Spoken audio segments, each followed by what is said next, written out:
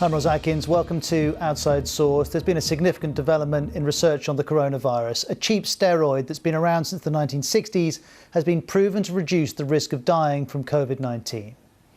In other news, 20 Indian soldiers have died in a confrontation with Chinese forces in disputed Kashmir.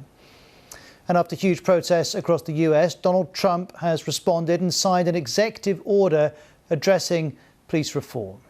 Chokeholds will be banned, except if an officer's life is at risk. We're also going to learn about this guy, Diego, a giant tortoise, 100 years old, whose sex drive has saved his species and who is finally being allowed to go into retirement.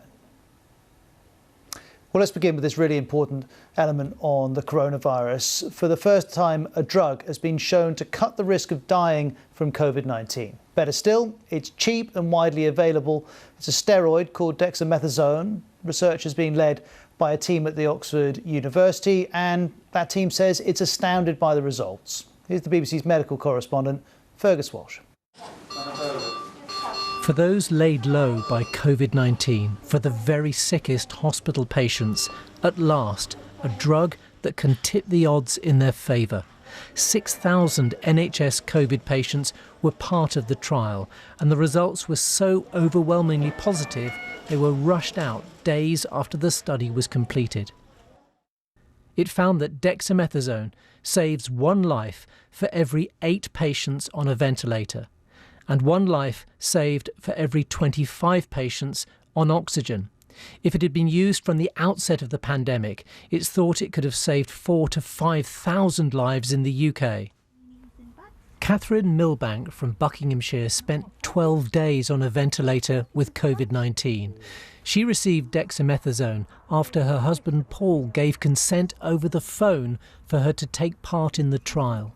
When someone tells you that your wife's right hanging on the edge of something that could go either way, and you know that there's current proven drugs that are already in the medical industry already that are prescribed to people, when you know that they are around and there's a chance that might help, you grab it. Without trying these things, we're not, the researchers, us, no one's going to get anywhere in finding out the right drugs to help the pandemic that's happening and still going on as we're coming through it. But I'm just eternally grateful and will be for the rest of my life. Dexamethasone has been around for decades. A steroid, it's widely used for arthritis, asthma and other conditions. This is a genuine breakthrough in the treatment of COVID-19. Dexamethasone, either in tablet or injectable form, is available in every hospital pharmacy. The treatment costs around £5 on the NHS and will be even cheaper in developing countries. So this drug has the potential to save lives across the world. The drug helps stop the immune system from overreacting to COVID. It's not a cure, but it will help more of the sickest patients to overcome this disease. Now, Professor Martin Landray of Oxford University is one of the chief researchers on this study. Here he is explaining the significance. As a scientist, as a clinician, as a doctor, always cautious, always careful. But when we first saw this result, it wasn't what we were expecting. It was just way more than that.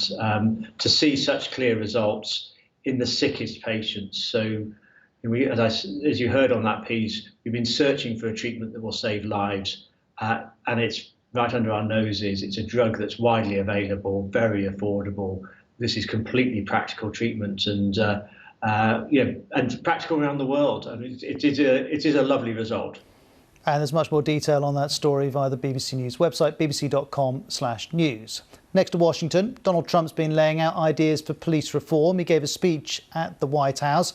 Yesterday, not for the first time, he was tweeting law and order. He does this every so often, does it in capital letters always. Today, though, he was saying this. Americans also believe we must improve accountability, increase transparency, and invest more resources in police training, recruiting, and community engagement. And this is how the president's planning to do that. Today, I'm signing an executive order encouraging police departments nationwide to adopt the highest professional standards to serve their communities. These standards will be as high and as strong as there is on earth. Well, the president didn't take any questions after that statement, but there are plenty of questions to be asked about exactly what this means in practical terms and when it all might happen. We know his plans include banning chokeholds unless an officer's life is at risk, offering federal grants to improve police practices. That will include a database to trace officers with complaints against them, and encouraging the deployment of social workers alongside officers to deal with non-violent scenarios such as drug use and homelessness. Well, let's have a look at some of the reaction to this. The Democrat, Chuck Schumer, minority leader in the Senate, says this will not deliver the comprehensive, meaningful change and accountability in our nation's police departments that Americans are demanding. Vanita Gupta, a civil rights lawyer who was acting Assistant Attorney General under President Obama, says the executive order is an attempt to shift focus from the dangerous rhetoric and policies the president has previously promoted, and goes on, a piecemeal effort that won't achieve the transformative change needed to heal America. And this is the reaction of a woman called Kimberly Crenshaw. She's a civil rights advocate. She started the Say Her Name campaign, which you may have heard of. It highlights black women who've been killed by US police. And this is her reaction. This is a president that himself led an attack on peaceful protesters just a couple weeks ago in order to stage a photo op. So the idea that suddenly he is now in front of this issue, I think really shows just how much power is coming from the streets upward. Now, let's not forget at the same time that the one thing that this president has said is not on the table, and is probably one of the most important things that can be done, is lifting the qualified immunity that so many police officers have that makes it so difficult to actually seek accountability through suing them. Well, President Trump also met privately with families who've been affected by racial and police violence. Here's what he said about doing that.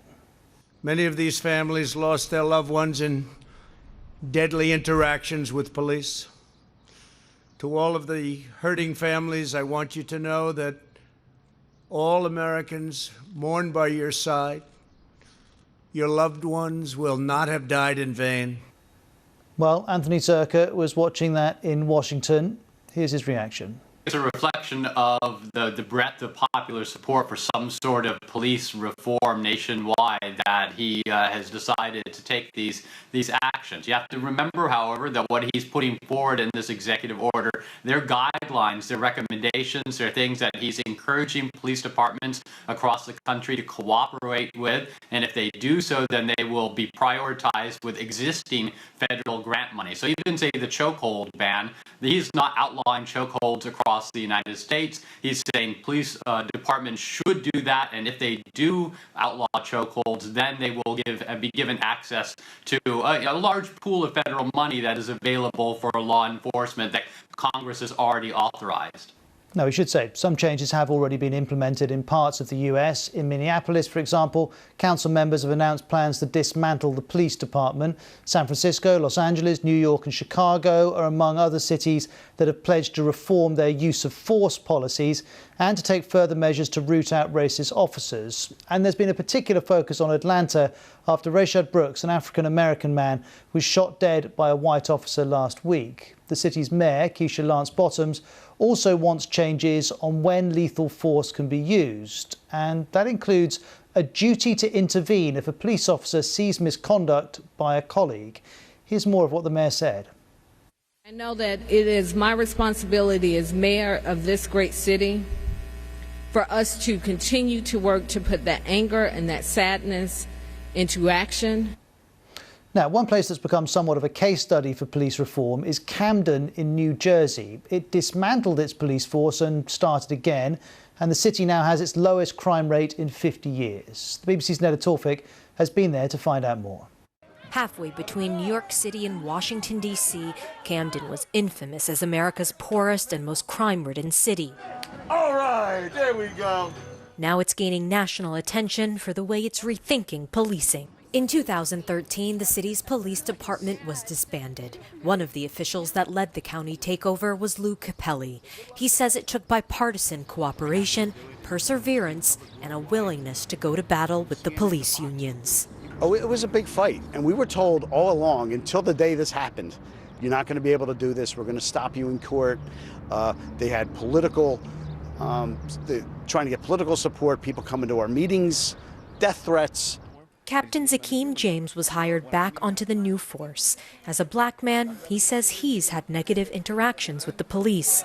It's one of the reasons he became an officer in the first place. We train in de-escalation, and that's the key. De-escalation and conversation. It's the focus of our department. Building partnerships with the community and other agencies. We realized that we couldn't arrest our way out of the problem, so we had to change our tactics. So it's drive-through service. While community block parties and policing alone can't solve racial inequality, Camden's officers are seeing the value in redefining their job description. Neda Tawfiq, BBC News, Camden, New Jersey. Now, let's talk about the Indian Army, because it's saying 20 of its soldiers have been killed by Chinese troops in the disputed Kashmir region. Bear in mind, this is the first deadly clash on this border in 45 years. Initially, India was saying 3 soldiers had died and others were wounded, but now we have this statement saying 17 troops who were critically injured at the standoff location and exposed to sub-zero temperatures in the high-altitude terrain have succumbed to their injuries, and so the death toll is now 20. China, for its part, is accusing India of crossing the border and attacking its personnel. Well, this is the border in question. We're focused on the Galwan River Valley area. Both sides have been deploying thousands of troops on either side. And to get much more detail on this, in particular the tensions that have been building in the last few weeks, here's the defence editor of The Economist, Shashank Joshi. This is a strategic area for India. It's right up in the far north. For China, this is on the western edge of Tibet. As you pointed out, this is the first major attack since 1975, and that's partly because they've both learned how to manage their differences. The border is absolutely enormous. It's almost entirely undefined, so patrols effectively overlap. The reason tensions have been growing in the last few weeks isn't entirely clear, but it's probably to do with the fact that India has been upgrading the infrastructure on its own side of the border in this area, known as Ladakh. Over the past several years, particularly over the past year, they've completed a vital road that runs south to north. And what seems to have happened is the Chinese side has interpreted that as a challenge to the status quo and a threat to their own forces on the Chinese side, effectively to the east. And with regard to the particular circumstances in which these 20 Indian soldiers died, do you have any detail at all? We have some details from Indian accounts, although how reliable they are is open to question.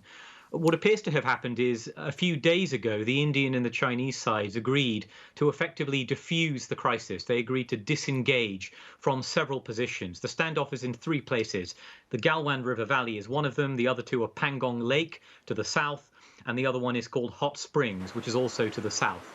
The Chinese side appears to have agreed to disengage from at least 2 of those, including Galwan Valley. What seems to have occurred is an Indian patrol was waiting to meet the Chinese side to discuss details of that withdrawal, of the details of that disengagement, so that both sides would move several kilometers back. We don't know exactly what transpired, but that seems to have devolved into a fight. Now, troops on both sides don't use weapons because they have various protocols and agreements to not do so over the years. But the Chinese side appears to have used stones, clubs, sticks with nails in them, according to some Indian accounts, to attack the Indian side, many of whom subsequently were critically injured, and some of whom may have fallen in some way in that punishing terrain and succumbed to frostbite or exposure overnight. Many others may have succumbed to their injuries from that conflict itself. There have also been some Chinese casualties, but we don't know how many, and we don't know if there have been any fatalities. And as we listen to these extraordinary accounts coming in, what's the strategic context here, aside from the national pride of these moments being played out on the international stage? Why are both countries so focused on this particular border? Well, let's remember here that India and China are not just Asia's 2 biggest rising powers, or 2 of the world's most important rising powers. They fought a war over this patch of land back in 1962, a war in which China essentially rapidly defeated India. And that has been a historical trauma for India in subsequent decades. Now, they stabilized the border in many ways. As you said, there hasn't been a shot fired since 1975. This is the worst clash since 1967. But at the same time, they have been competing for influence all over Asia. India doesn't like the fact that China is allied very closely to Pakistan, that the Chinese Navy is increasingly busy in the Indian Ocean. And of course, China doesn't like the fact that India and India's successive Indian governments have moved ever closer to the United States, China's rival. And so the geopolitical context effectively compounds the local tensions at the border itself, making for a very volatile mix. Thanks very much to Shashank for that. Now, in a few minutes on Outside Source, we'll turn to a big announcement by Boris Johnson today. He says overseas aid from the UK will no longer have a government department dedicated to it. We'll explain why that's so significant in terms of the aid the UK offers around the world.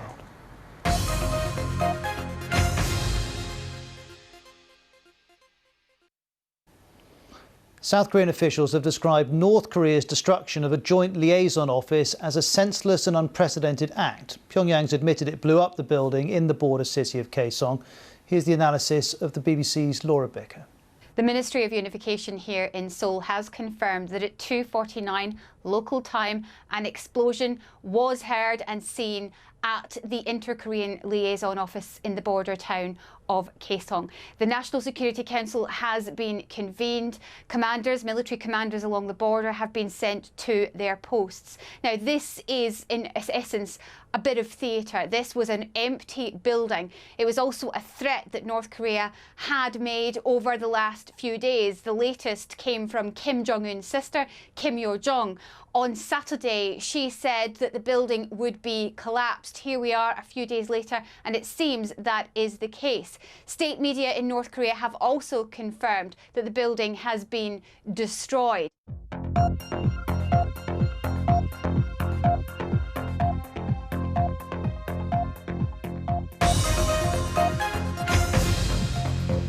I'm Ron Zackins with Outside Source. We're here in the BBC Newsroom. Our lead story is that a cheap and widely available drug has been shown to cut the risk of dying from COVID-19 for severely ill patients.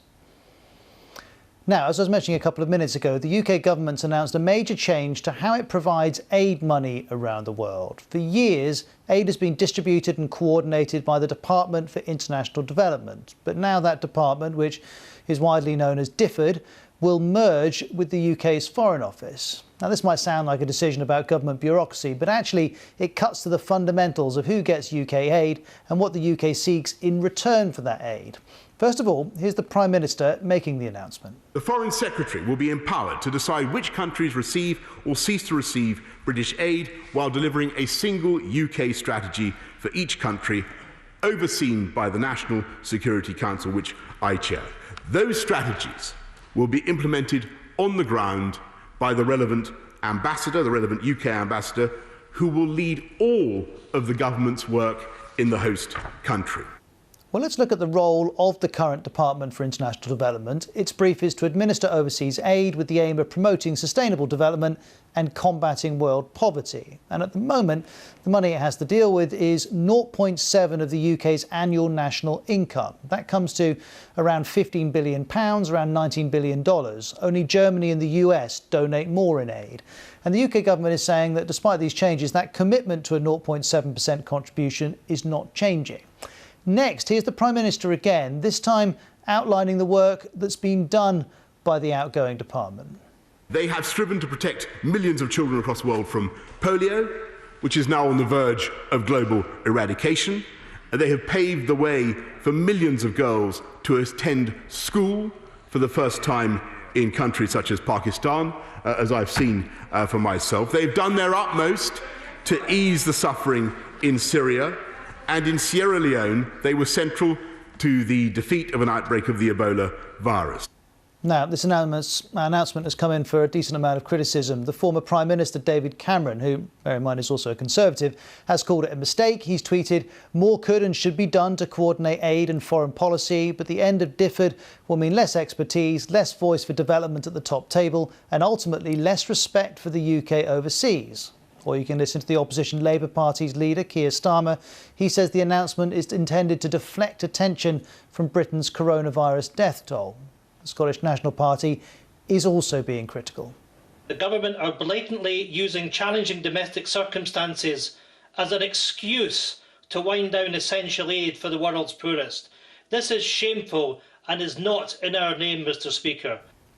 Now, the last person who actually held joint responsibility for the Foreign Office and the Department for International Development was Liam Fox, and this was way back in John Major's Conservative government in the 90s. Here's his reaction to this merger. It brings us into line with other countries like Australia and New Zealand, where the foreign departments and the aid departments are brought into one. The key element, of course, is that we maintain our legal obligation to spend 0.7% on development. And I think that bringing them together not only gives us a single foreign policy, but can actually provide greater facilities for that single policy by using the platforms that have developed over time separately for both the Foreign Office and DFID. It can actually give us a bigger joint footprint if we choose to use it. Now, whatever you think of this decision, it's undoubtedly true that this will have huge implications for the UK's aid sector, which receives many millions of pounds via DFID. Here's the chief executive of Oxfam. It's been shown in other countries where the development department has been subsumed inside a foreign policy department that the impact, that the value for money that taxpayers get in ending extreme poverty gets reduced. And that's our fear, especially at a time of COVID, where, this pandemic is risking pushing 500 million more people into poverty. Well, for some analysis on the Prime Minister's calculations here, here's the BBC's Helen Cadd. Well, this merger's been on the cards for a while. Boris Johnson has wanted to do it for years, and earlier this year, in fact, there were signs when he did what's known as his cabinet reshuffle here, reappointing and appointing new ministers. Those that were in the Foreign Office were also in the Department for International Development, so the signs were there. And what Boris Johnson appears to be trying to do here is to try and align UK aid a bit more with its commercial and diplomatic interests. Now, you heard some of the criticism of that approach just now. There are those who support it, though. So Tom Tugendhat, who's a very senior MP here, he's the chair of the Foreign Affairs Select Committee and someone who's known for saying when he thinks Boris Johnson has got it wrong on foreign affairs. He said he was pleased to see the Foreign Secretary would get more strategic oversight, although he will be asking some questions. Important to say that the total amount that the UK spends on aid, 0.7% of national income, is protected. But what you might see is it being spent in different places. So the Prime Minister, for example, has suggested that perhaps you might see less money going to Africa and more to, say, the Balkans, where Europe has vital security interests. Thanks to Helen for that. Now, we're going to take a brief pause away from the most pressing stories of the day and spend a few minutes learning about a tortoise called Diego. Not just any tortoise, I should say, a giant one whose libido has saved his species from extinction. And, well, he's retiring. Here he is in the Galapagos Islands. He's 100, so this retirement's not unreasonable. Scientists estimate he's fathered up to 900 giant tortoises who are alive today. You heard that right, 900. And for decades, he's been kept in captivity on Santa Cruz Island, all part of a breeding program there. Before that, he was in a zoo in San Diego. Now, though, Diego's being returned to where he started off, a tiny, uninhabited island called Espanola, where he was taken from in the 1920s. Well, Emma Ridley works as a marine biologist in the Galapagos Islands. She's met Diego plenty of times. She's been telling me what he's like. Yes, I've been living and working in Galapagos for 25 years as a naturalist guide and taking groups of visitors to the installations where they have the captive breeding program. We got to see him pretty much every week for years. I think he's going to be much missed. And what kind of life can he expect on this new island? Well, he had he was pretty pampered where he was. Lots of females, lots of food, and he did a great job. On his new island, I'm sure he'll have a lot more space. There's plenty of food there. For the tortoises, the environment isn't that different to the one where he was in his pen. So I'm sure he'll manage to settle in very rapidly. And in terms of his role in avoiding extinction for his species, am I overplaying it in saying that he was central to avoiding that? He was a very important tortoise. The population was almost driven to extinction. There were 12 females, 2 males from the island, and then Diego came along. And he fathered probably about 40% on his own of all the young tortoise hatchlings that were brought back to Espanola. Now, of course, I'm going to wish him a very long retirement. How long would we expect Diego to live for?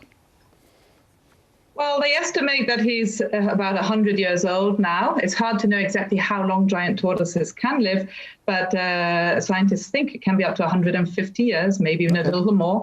So he should be around there for quite a bit longer. OK, that's good to hear. And just while I've got you, Emma, I'm curious to know more broadly how things are on the Galapagos Islands. It's a popular place for people to visit, and presumably that's been hit by the coronavirus.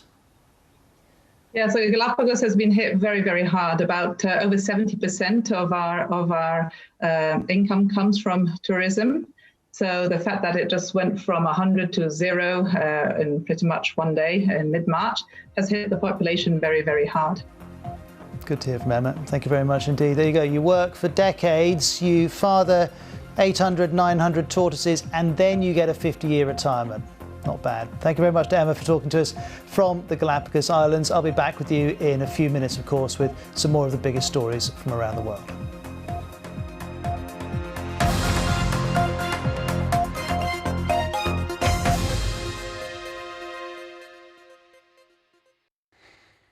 Hello again. Well, it's been another lively day, a day of sunshine and showers, a day of pretty big thunderstorms. They've been widespread across Wales, the Midlands and into northwest England. And there's more of those to come over the next few days as well. Warm June sunshine, yes, but where we see those afternoon downpours, there's a risk of some localised surface water flooding. Now, overnight, those showers and thunderstorms will take a while before they calm down across England and Wales. And we could see a few showers actually moving across the Irish Sea, across the Isle of Man and into parts of Northern Ireland, actually, as we go through the night. It's going to be another quite warm and muggy night, often quite cloudy. Temperatures 11 to 14 degrees. Tomorrow, well, showers to start the day across western areas. Some of those will become quite heavy through the morning. Elsewhere, it's a dry and bright start to the day with some sunshine, although low cloud towards some of the North Sea coast, taking a while to clear away. The afternoon sees further storms. Now, across Wales, the Midlands and southern England, that's where we'll see the day's heaviest storms, and some of them could bring 25 to 35 millimetres of rain in the space of an hour, so there is a risk of some flooding. On into Thursday, well, this is a day we're going to have to watch carefully because the winds are going to look like this, and there's going to be a zone where the winds kind of bash together, where we get a line of very heavy, slow-moving, thundery downpours, somewhere probably across Wales, the Midlands and southern England. And along that line, there could be some of these storms that again bring around 20 to 30 millimetres of rain in the space of an hour. But over the space of a few hours, we could be getting quite close to a month's worth of rain, so that just increases the risk of localised flooding. So, some very heavy downpours around on Thursday. Aside from that, we will have a band of rain pushing its way northwards across northern England, Northern Ireland into parts of Scotland. It's another day where temperature will be into the low 20s. It will feel warm and still pretty humid.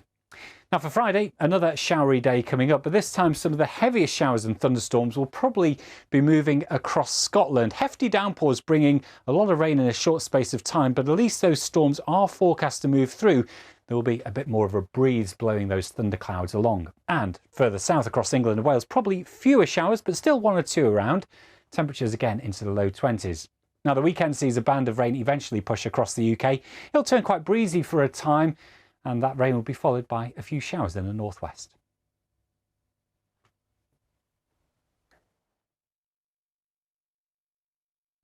The death of George Floyd devastated a community and sparked global demonstrations. We hear from protesters, police, and the people of Minneapolis and ask, could this be a turning point in race relations? Panorama, George Floyd, a killing that shook the world, streaming now on BBC iPlayer. Actually going to start now. Quite an emotionally challenging day today. Tough times. Behind every song, there's a story. Well, if you want to sing out, sing out. Oh, sour. Join me, Gareth Malone, for a very different challenge. The Choir, Singing for Britain, starts next Tuesday at 9 on BBC Two and iPlayer. In this new world, we'll be looking at how tech is helping during the coronavirus pandemic. Join me, Spencer. And me, Laura, as we bring you all you need to know from volunteering apps to online dating during lockdown. That's Click, Saturday and Sunday at 12:30 on the BBC News Channel. There has never been a discovery like it. 33 centuries have passed since human feet last trod the floor on which we stood. I want to relive the discovery, transforming old images to bring the search for Tutankhamun's tomb back to life. Wow, that's amazing. Shedding new light on an iconic pharaoh, join Egyptologist Elizabeth Frood for Tutankhamun in colour. Thursday at 9 on BBC4 and iPlayer.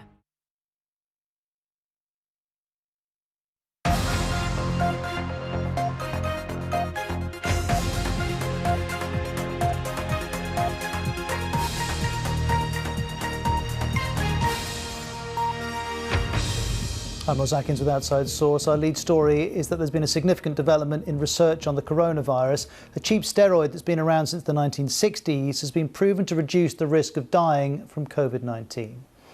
After huge protests across the US, Donald Trump has signed an executive order addressing police brutality. Chokeholds will be banned, except if an officer's life is at risk. And a major win for the England footballer Marcus Rashford. His campaign to extend free school meals through the summer holidays has prompted a major government U-turn. Now, we have two reminders of how COVID-19 can re-emerge. We'll look at New Zealand in a moment, but first of all, China. Beijing has ordered all schools to close again and urged people not to leave the city after a new outbreak of the virus. More than 100 new cases have been reported, and they're linked to the Xinfadi market, Asia's biggest wholesale market. It's absolutely enormous. Over 10,000 people work there. And of course, this is a worrying development. Previously, Beijing had had no new cases of the virus for over 50 days. Here's Vincent Ni from BBC Chinese. This fresh outbreak of coronavirus caught officials as well as residents in Beijing off guard, and it highlighted just how difficult it is to completely eradicate COVID-19 without an effective vaccine. Some residents in the Chinese capital are telling us how disappointed they are in seeing the virus coming back again, despite the government's repeated suggestion of victory in the last few months. The latest is that schools have been ordered to close again, and residents have been asked not to do inessential travel out of the city. These measures show that officials are determined to do whatever it takes to contain the spread of the virus within the Chinese capital, including using mass testing and contact tracing. But serious questions still remain. First, how long can these measures last? China has been slowly emerging from the draconian lockdown that lasted for more than 2 months, but the virus is still spreading, albeit on a much smaller scale this time around. Second, lockdowns are supposed to save lives, but disrupting the economy in order to contain the virus might eventually turn out to threaten livelihood as well. From China to New Zealand, of course, it's been one of the success stories of this pandemic. Last week, it lifted nearly all of its restrictions. It had declared itself COVID-free. Life was very much getting back to normal. The rugby had returned. Bars and restaurants were reopened. However, in the last 24 hours, 2 British women who'd been given special permission to travel into New Zealand to visit a sick relative have tested positive. These are the first new cases in nearly a month. Both women had travelled from the UK via Doha and then Brisbane and then finally on to Auckland. Here's one health official in New Zealand. They didn't have any unwell family members or friends in London that they can think might have had an infection that they could have been infected by. So it's possible they picked up the infection either in the UK or at the airport or potentially on one of the flights. It's worth emphasising that New Zealand's borders are closed to foreigners, despite all those other restrictions being lifted. Exemptions are being granted, though, as you can see. Any new arrivals are supposed to spend 14 days in quarantine in these hotels in Auckland. They're then tested for COVID-19. But in this case, the women were given permission on compassionate grounds to leave isolation after just a week to visit a dying parent. They then travelled from Auckland to Wellington by car. New Zealand's now suspended its exemptions to those quarantine rules. Prime Minister Jacinda Ardern says although the women followed the rules, the system had failed, and she posted this on Facebook. There is already an expectation that no one leaves quarantine until they have completed their 2 weeks and been tested. Of course, that was our expectation already, so that is where there is a failure in this case. Now, let me bring you up to date on one of the big stories here in the UK. There's been a significant government U-turn. Boris Johnson has confirmed that the UK government will now fund meals for eligible school children in England over the summer holidays. Last week he had declined to make that commitment, and this was very much a victory for the Manchester United and England player Marcus Rashford, who himself was a recipient of school meals, free school meals when growing up. Number 10 says this one-off decision is based on an unprecedented situation and said the Prime Minister welcomed Marcus Rashford's contribution to the debate around poverty. Well, this was Marcus Rashford's reaction on Twitter, saying, "I don't even know what to say. Just look at what we can do when we come together. This," he says, "is England in 2020. While the opposition leader, Sir Keir Starmer, gave his reaction to the government's shift in Parliament earlier. The government has U-turned on free school meals. Can I put on record my thanks to Marcus Rashford for the part that he has played on this issue and the victory for the 1.3 million children affected. While the campaign for school dinners is an issue close to Marcus Rashford's heart, here he is explaining why to BBC Breakfast. You know, my mum, she'd done the best she could. We'd sort of schedule out the week, so we'd get 7 yogurts and you can have 1 yogurt a day. And this is all going on at a time where kids should be concentrating on schoolwork, and it's just crazy to think that this is still going on at this. You know, we're in 2020 now, and it's just something that I don't believe should be happening. While the government's decision is going to impact many people's lives, here's one example: a woman from Worcestershire who's a self-employed hairdresser. I've got 4 boys, 3 of them teenage. They just basically would eat me out of house and home. So it's going to help me massively. We've been relying on friends and family as well. And we're really lucky that our school are part of Fair Share, so they help us a little too. But this means that now I have some money because I'm on a 0 income at the moment. We're a shielding family. So even though as a hairdresser, I can go back to work the 4th of July, I can't do that because we are shielding poorly people in the family. So it's just taken a little bit of pressure off. Well, let's hear the thoughts of our political correspondent, Vicky Young. Prime Minister, will children go hungry this summer? Faced with questions like that, politicians need to come up with answers. And a Twitter spat with a young, popular international footballer was unlikely to help. When Marcus Rashford urged people this morning to think about families who couldn't have a hot shower, one cabinet minister sounded unsympathetic, replying that water can't be disconnected. Conservative MPs wonder why the government resisted this move for so long. They fear that this and other recent U-turns make it look like the Prime Minister is being reluctantly pushed into things rather than taking a decisive lead. Of course, in an unprecedented health and economic crisis, the pressure on ministers is enormous. But at times, they seem to be making it harder for themselves. Now, as we've been covering on Outside Source, the death of an African-American, George Floyd, in police custody 3 weeks ago sparked a wave of protests, not just across the US, but around the world. And we're going to look now at how Donald Trump's supporters are judging his response to the Black Lives Matter movement, especially with the November election moving. Our correspondent Sophie Long has been to Montana to talk to people who voted for Donald Trump back in 2016. In Big Sky country, support for the president is riding high. And this is the relatively liberal city of Bozeman. Happy birthday, President Trump! Love you! I love him, and he deserves a chance. Democrats cut him off at every angle. Women for Trump. It's important, and this is the election that will make the difference. Not everyone is happy to see this celebration. I think that he doesn't care about the American people as a whole, people of color, women. It's a little sad to see the things that he supports and know there's this many people here that support the same thing. Some think he is, as they say here, all hat and no cattle. But as you get further from the cities and the famous Montana skies grow, so too does support for Donald Trump. Dark economic clouds may loom, but he made much hay here while the sun was shining. For him to just know that we're out here and care, and again, like I say, he doesn't underestimate our intelligence, and I think that's... And I think they underestimated him because they didn't realize that us in rural America, that's who we were looking for, somebody, you know, that paid attention to us.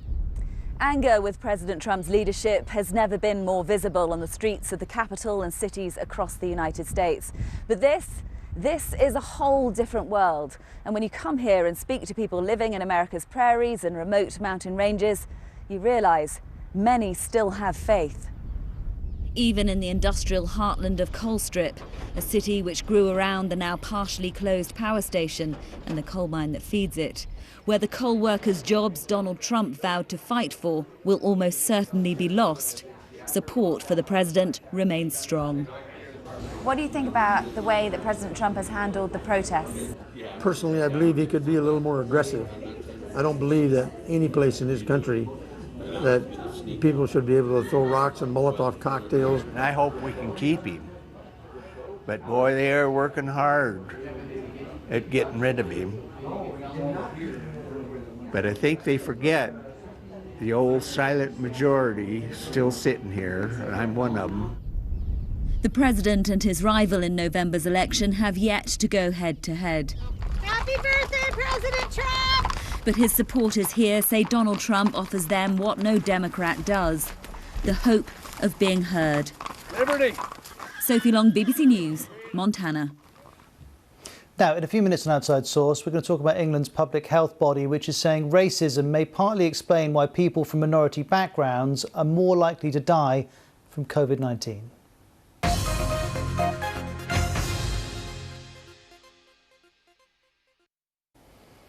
Now, scientists are telling us they've decoded sounds made by queen honeybees. They found two distinct noises, toots and quacks, believe it or not, and alerted worker bees to the queen's intention to swarm. The researchers hope their work will help beekeepers predict how their colonies will behave. Here's our science correspondent, Victoria Gill. Busy and vital pollinators. The buzz of honeybee activity is, despite the insect's ongoing decline, a very familiar sound. These sounds, though, might be less familiar.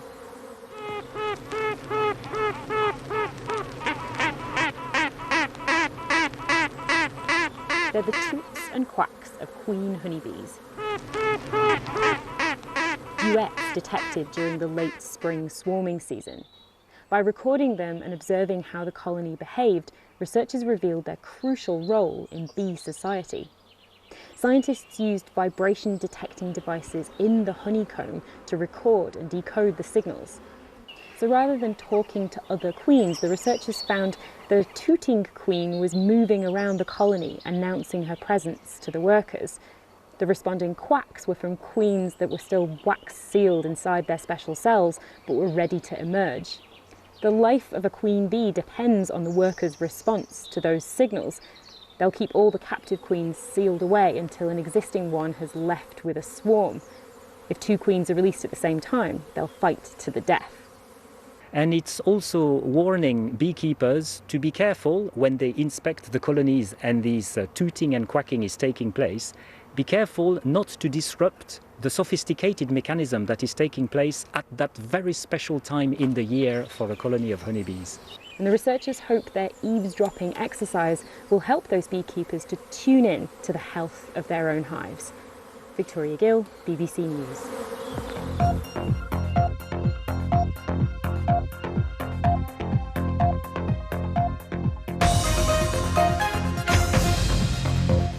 Hello, I'm Ross Atkins with Outside Source. Our lead story today is that a cheap and widely available drug has been shown to cut the risk of dying from COVID-19 for severely ill patients. Racism and social inequality here in England may be contributing to the increased risk that Black, Asian and minority communities have of catching COVID-19 and even dying from it. This is from a report by Public Health England, which recommends that key workers from these minority backgrounds should have better protective equipment if they're on the front line. Rihanna Croxford has the story. Meet Joyce Davis, described by her daughter as a woman who loved life, a force to be reckoned with, whose purpose was to give back, so much that she continued working at a care home till she died with coronavirus at the age of 79. But her daughter feels let down. She was in the front line. There was no protocols in place for them, for the people working in the home, and she did feel exposed. And we know that these are the lower end of the scale, lower paid, lower everything, and these are where you'll find most Black and ethnic minority people. Why is that? A question posed by many families from these backgrounds who have lost loved ones to the virus. Earlier this month, Public Health England released a report confirming that people of mainly Black and Asian heritage were dying at disproportionately higher rates. Today, the government published recommendations about how to better protect them. including making it compulsory for employers to act on the results of staff risk assessments, and for public health information to be more accessible and culturally sensitive. The report also says that historic racism in the health service may be affecting patients from these backgrounds, as well as staff, from speaking out about the lack of protective equipment. There has been years of data to show that Black, Asian and ethnic minority staff are more likely to be working in lower paid areas within the NHS and social care, and they're more likely to suffer from things like bullying, racial discrimination at work, and they're more likely to go through disciplinary proceedings. But there are fears from people in these communities that trust has been broken.